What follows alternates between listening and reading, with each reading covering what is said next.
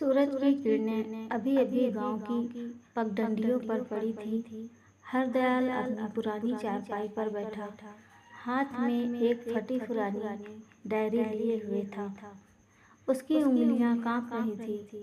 शायद उम्र का असर था या फिर उन सपनों का भार जो उसने कभी अपने लिए देखे थे।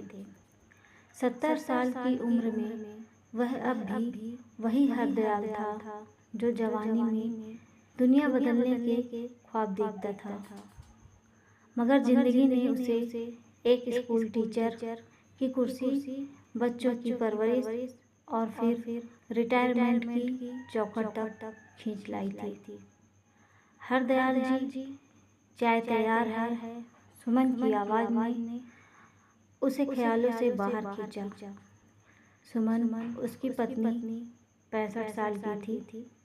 उसकी सादगी और समझदारी ने हरदयाल को हमेशा संभाला था। उसने चाय का प्याला टेबल पर रखा और पास बैठ गई। क्या सोच रहे हो आज? उसने पूछा। हरदयाल ने डायरी को धीरे से बंद किया और बोला, सुमन, क्या तुम्हें कभी लगता है कि हमने अपनी ज़िंदगी पूरी नहीं जी? मैंने सोचा था कि रिटायरमेंट के बाद हम दुनिया घूमेंगे, कुछ नया करेंगे, लेकिन अब बस यही चारपाई और गांव की गलियां। सुमन ने उसकी बात सुनी और चुप रही। उसे पता था कि हरदयाल के मन में कुछ चल रहा है। तभी बाहर से उनके बेटे अनिल की आवाज़ आई, पिताजी, आप फिर से वही पुरानी बातें शुरू कर देंगे। अब उम्र हो गई है, आराम करिए। अनिल शहर में एक बैंक में नौकरी करता था और हर महीने गांव आता था। उसे अपने पिता की बचकानी बातें समझ नहीं आती थी। हरदयाल ने जवाब नहीं दिया। वह उठा और बाहर टहलने निकल गया। गांव की गलियों में चलते हुए उसे पुराने दिन याद आए। वह स्कूल में बच्चों को पढ़ाता था, कहानियाँ सुनाता था। उसे हमेशा लगता था कि वह बच्चों के लिए कुछ बड़ा कर सकता है। लेकिन अब लोग उसे बूढ़ा मास्टर जी कहकर पुकारते थे, जैसे उसकी ज़िंदगी का मकसद खत्म हो चुका हो। तभी उसकी नज़र गांव के चौपाल पर खेलते बच्चों पर पड़ी। उनमें से एक थी राधा, 15 साल की चुलबुली लड़की जो हरदयाल को अपना गुरु मानती थी। मास्टर जी, आप आज उदास क्यों लग रहे हैं? राधा ने पूछा। हरदयाल ने हंसते हुए कहा, बस सोच रहा हूँ कि बुढ़ापा आ गया, अब क्या करूँ? राधा ने तपाक से जवाब दिया, बुढ़ापा तो बस बहाना है मास्टर जी। मेरी दादी कहती है कि ज़िंदगी तब तक जवान है जब तक दिल जवान है। आप तो अभी भी बच्चों को कहानियाँ सुना सकते हैं, हमें कुछ सिखा सकते हैं। राधा की बात ने हरदयाल के मन में कुछ हलचल पैदा की। उस रात वह सो नहीं सका। उसने सुमन से कहा, मुझे लगता है अभी भी वक्त है। मैं कुछ करना चाहता हूँ, अपने लिए, बच्चों के लिए, हमारे लिए। सुमन ने उसका हाथ थामा और बोली, तो करो ना, मैं तुम्हारे साथ हूँ। अगले दिन सुबह हरदयाल ने फैसला कर लिया, वह गांव में एक मुफ्त स्कूल शुरू करेगा, जहां गरीब बच्चे पढ़ सकें। साथ ही वह अपनी डायरी में लिखी कहानियों को एक किताब की शक्ल देगा। उसने सुमन को अपनी योजना बताई।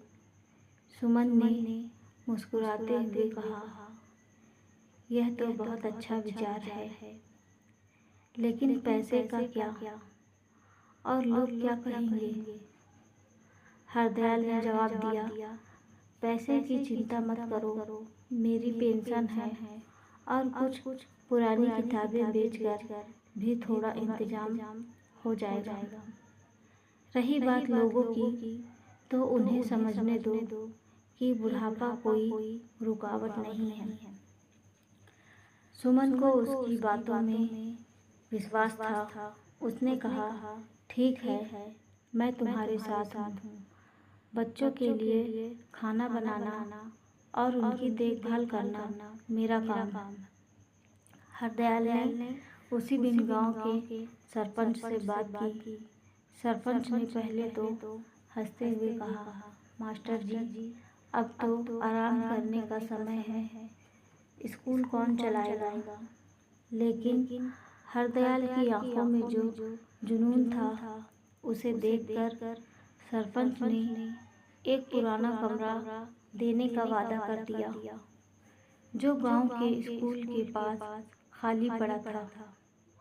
अगले कुछ दिन हरदयाल और सुमन ने उस कमरे को साफ करने में बिताए। राधा भी अपने दोस्तों के साथ मदद करने आ गई। उसने कहा, मास्टर जी, हम सब आपके साथ हैं। आप हमें पढ़ाएंगे और हम गांव के बाकी बच्चों को बुलाएंगे। हरदयाल की आंखों में आंसू आ गए। उसने सोचा, शायद यह मेरे सपनों की नई शुरुआत है। लेकिन हर सपने की राह आसान नहीं होती।